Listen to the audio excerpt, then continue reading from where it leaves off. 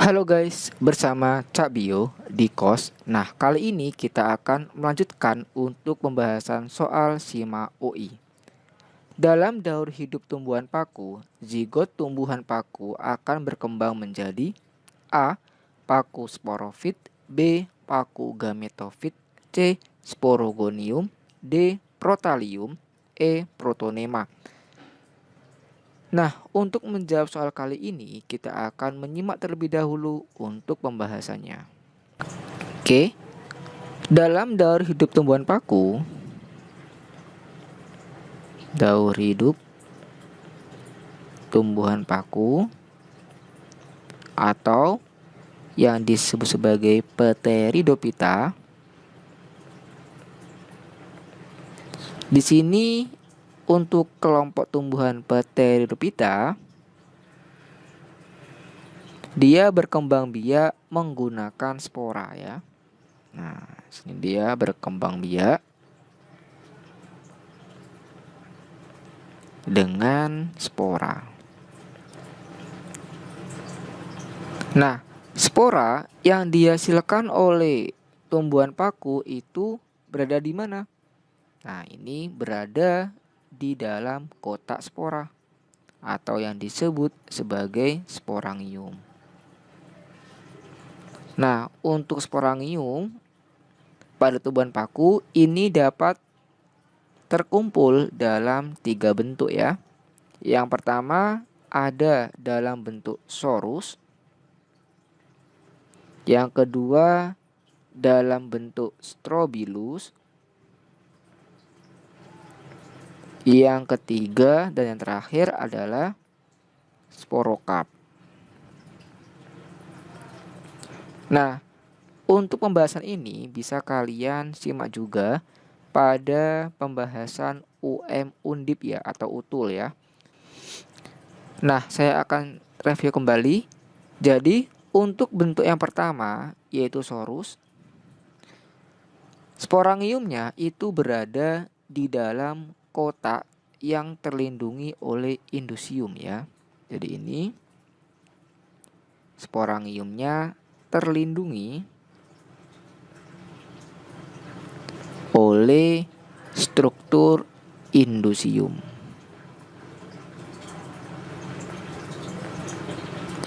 Kemudian bagaimana yang kedua, strobilus? Nah, kalau strobilus di situ sporangiumnya akan membentuk suatu bangun kerucut ya.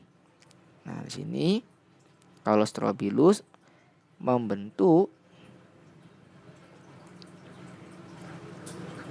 bangun kerucut atau konus. Berada di mana? Ya, bersama dengan daun sporofil ya. Oke, yang ketiga, sporokap. Nah, dari kata kap, buah, maka untuk sporokap, sporangiumnya dibungkus oleh daun buah atau carpellum. Nah, sini ada carpellum atau daun buah ya. Oke. Nah, berdasarkan untuk daur hidupnya, untuk tumbuhan paku dapat kita singkat dengan singkatan Ra, Ta, Zeps. Nah, ini kepanjangan dari apa? Yang pertama ada spora, protalium, zigot, embrio, paku, dan sporogonium. Atau yang dikenal juga sebagai sel induk spora. Nah, dari spora sampai pada protalium ini adalah fase gametofit ya. Atau haploid. Sedangkan untuk zigot sampai pada sporogonium ini tergolong fase sporofit atau 2N ya, diploid. Nah, untuk membahas bagaimana penjelasan daur hidupnya, kita akan melihat untuk gambarannya. Nah, ini adalah gambaran dari siklus daur tumbuhan paku ya. Nah, berdasarkan kelompoknya, untuk siklus hidup tumbuhan paku dapat kita bedakan menjadi dua generasi. Yang pertama ada generasi gametofit yang merupakan generasi penghasil gamet atau sel kelamin. Kemudian yang kedua ada sporofit. Nah, kalau sporofit ini adalah fase atau generasi penghasil sporogonium atau sel induk spora. Nah, kalau kita lihat, yang pertama kita akan mulai dari tumbuhan paku sporofit dewasa ya. Nah, ini adalah sporofit dewasa. Nah, kenapa kok dia disebut dengan sporofit dewasa? Karena kita lihat di situ dia memiliki daun sporofil ya. Nah, ini adalah daun sporofil yang akan dapat menghasilkan sporangium atau kotak spora. Nah, kalau ini tipenya apa? Sorus, strobilus, atau sporokap. Nah, karena dia terletak di bawah bagian daun, kemudian berbentuknya dia kayak bulatan. Nah, ini berbentuk yang tipikalnya adalah sorus. Ya. Oke.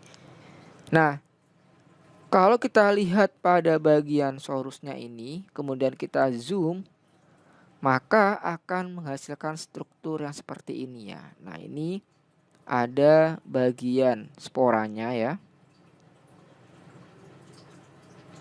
Nah, spora ini dia dihasilkan dari apa? Dari pembelahan meiosis pada sporogonium. Jadi, awalnya sporogonium 2N. Nah, ini akan membelah secara meiosis membentuk spora. Nah, apabila spora ini jatuh di habitat yang cocok, maka dia akan berkecambah. Nah, sini dia akan berkecambah dan sel-selnya ini akan membelah secara mitosis. Nah, ini ya. Sel-sel membelah secara mitosis.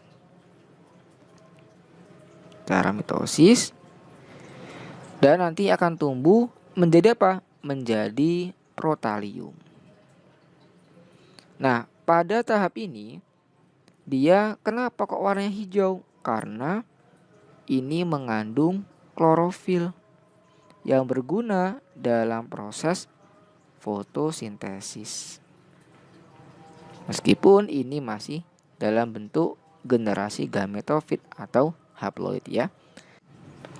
Nah, nantinya protalium muda ini itu akan berkembang menjadi protalium dewasa. Nah, apa cirinya? Cirinya pada protalium dewasa ini akan menghasilkan atau membentuk dua alat kelamin ya. Yang pertama ada yang jantan dan yang kedua ada yang betina. Nah, kalau ini yang berumah satu ya. Artinya di situ dalam satu tumbuhan ada dua organ kelamin ya. Nah, di situ yang jantan kita kenal sebagai istilah antheridium. Kalau yang betina dinamakan dengan archegonium. Pada antheridium ini akan menghasilkan spermatozoid berflagel. Nah, jadi dia punya flagel ya untuk bergerak. Kalau archegonium, nah dia akan menghasilkan dua. Yang pertama ada ovum dan ada senyawa atraktan. Nah, senyawa atraktan ini adalah senyawa pemikat. Bisa berupa gula atau bisa berupa zat protein yang akan memikat spermatozoid agar mampu berenang menuju ke bagian archegonium. Nah, ini gerakannya dinamakan dengan gerakan kemotaksis ya. pindah ya, pindah, taksis pindah. Kenapa kok pindah? Karena dia terstimulasi oleh zat kimia yang dihasilkan oleh si archegonium, yaitu atraktan tadi. Dan tentu ini akan difasilitasi dengan adanya air ya. Nah, ini untuk kemotasisnya dia difasilitasi oleh media air. Nah, apabila nanti spermatozoid yang berflagel sudah mencapai di bagian archegonium, maka terjadilah fertilisasi ya. Fertilisasi atau pembuahan di dalam bagian organ archegonium, sehingga di situ akan terbentuk zigot ya. Nah, zigot. Kemudian zigot akan berkembang menjadi embrio. Nah, kemudian embrio akan membentuk tumbuhan paku muda ya, atau sporofit muda. Dan nantinya sporofit muda ini akan berkembang menjadi dewasa. Dewasa akan mengikuti siklus yang berikutnya. Oke, jadi dapat kita simpulkan dari sini ya, pada bagian spora, nah ini, sampai pada bagian protalium dewasa, nah ini adalah fase gametofit. Sedangkan ketika nanti sudah terbentuk yang namanya zigot, sampai ada sporofit dewasa, nah ini baru yang kita namakan sebagai fase sporofit. Nah, kalau kita lihat di situ, paku itu dominan hidupnya pada fase sporofit, bukan pada fase gametofit. Oke ya, semoga bisa dipahami. Nah, sekarang kita akan kembali pada soalnya. Dalam daur hidup tumbuhan paku, zigot tumbuhan paku akan berkembang menjadi zigot ya. Zigot itu akan berkembang menjadi embrio. Embrio akan berkembang menjadi sporofit muda. Nah, sporofit muda ini adalah tumbuhan paku. Nah, maka kalau kita lihat jawabannya apa? Tentunya yang alfa, yaitu paku sporofit. Karena kalau kita lihat, kalau gametofit bukan ya, karena paku ini dia bukan di gametofit, melainkan di sporofit ya. Kalau sporogonium, nah ini sel induk spora yang akan dihasilkan oleh sporofit dewasa ya, di dalam sporangium atau kotak spora. Kalau protalium, nah ini fase gametofitnya ya. Protonema, nah ini pada lumut, bukan pada paku. Nah, maka jawabannya yang alfa. Oke, ngono wayo, tarik ulur semangati. Terima kasih sudah menonton. Jangan lupa like, subscribe, dan share ya. Apabila ada perbedaan pendapat atau masukan, silakan komentar di kolom komentar. Bye-bye.